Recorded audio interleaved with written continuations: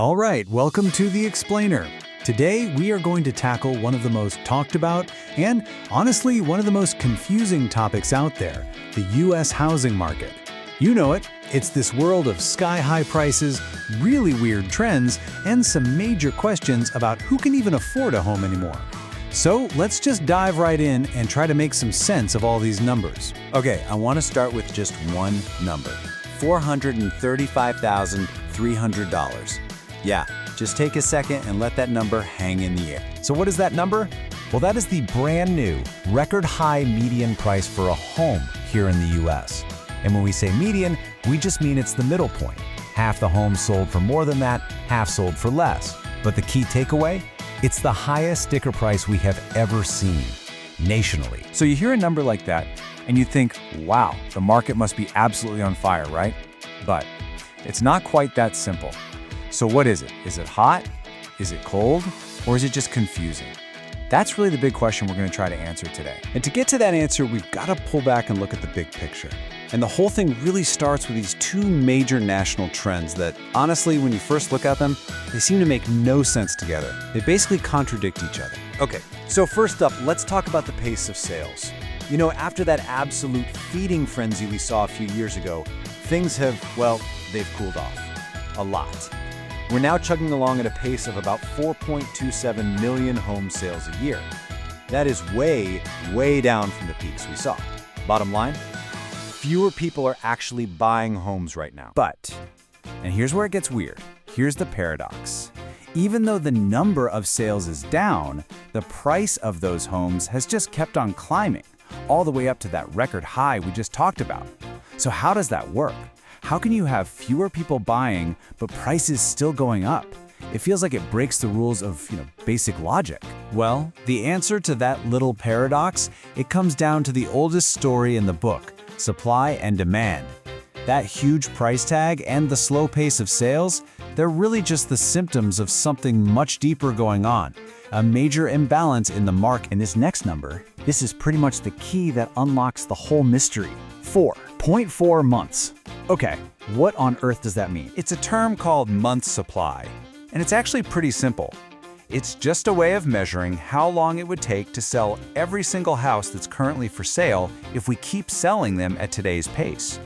Now here's the really important part. Most economists will tell you that a healthy, balanced market has about 5 to 6 months of supply. So at 4.4 months, well, that tells us we are still, without a doubt, in a seller's market.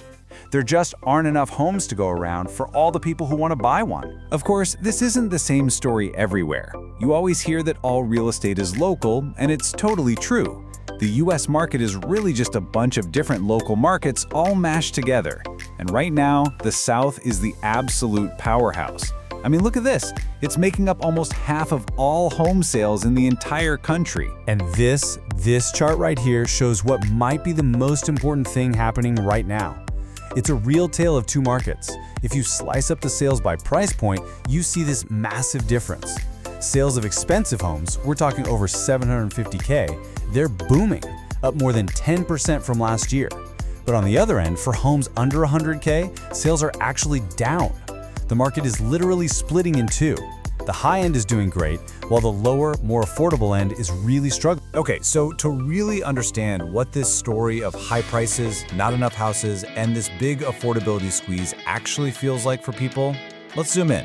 We're going to go down to one of the hottest, most dynamic markets in the country, Miami. So here's a quick look at the Miami metro area. You've got over 2.3 million households living there. Now I want you to lock one number in your brain, the median household income. It's about $74,000. Just keep that number in the back of your mind for a few minutes. So most people in Miami, almost 62%, own their homes. But check out this income divide. The typical homeowner makes over $90,000, but a typical renter, just over $54,000. That is a huge gap, and it's our first big clue about the affordability problem brewing down there. And that right there, that brings us straight to the core of the problem for so many folks, not just in Miami, but really all across the US. It's this affordability challenge. Get this. To buy a typical median-priced home in Miami today, with a normal down payment and today's mortgage rates, you need to earn almost $168,000 a year. Now, remember that median income I told you to keep in mind? $73,000. The difference between what you need to earn and what the typical person does earn, it's just staggering. So that makes you wonder, who on earth is buying homes then? Well, the data shows the typical person who just bought a house in Miami has a household income of about $102,000. Now, yeah, that's more than the overall median for the area, but it's still a long, long way from that $168,000 number you supposedly need. So how are they pulling it off? How do you bridge that gap? Well, here's the tough reality. They are stretching their budgets, sometimes to the absolute breaking point. This is where we get the term cost burden. It just means you're spending 30% or more of your income on your housing. And in Miami, a whopping 64% of homeowners are in this boat, and nearly a third of renters are too. For so many people, the only way to achieve that dream of owning a home is to live with this incredible financial pressure month after month. Okay, so given this really tough picture on affordability, you gotta wonder, what's next? What does the future hold? So let's zoom back out from Miami and take a look at the national forecast to see what experts think is coming down the pike. All right, so according to the forecasts, home prices, they're probably going to keep going up, but maybe a little more slowly. The real story, the big variable to watch, is mortgage rates. The projection is that they'll start to drift down from where they are now, maybe even hitting 6% by 2026. And that could be a total game changer. And just how big of a game changer are we talking about?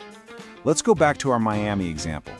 Just a 1% drop in mortgage rates, say from 7% down to 6%, would mean that over 105,000 more families in that area could suddenly afford to buy a medium-priced home. One single percentage point. It has a massive real-world impact on people's lives. And that leaves us with the one big hanging question for the next few years. We have this market. It's defined by these stubbornly high prices and just not enough homes for sale. But we also have this glimmer of hope, right? The chance that falling mortgage rates could bring some relief. So the question is, will that be enough? Will lower rates be enough to finally reopen the door to homeownership for the millions of people who feel completely locked out of the market right now? I guess only time will tell.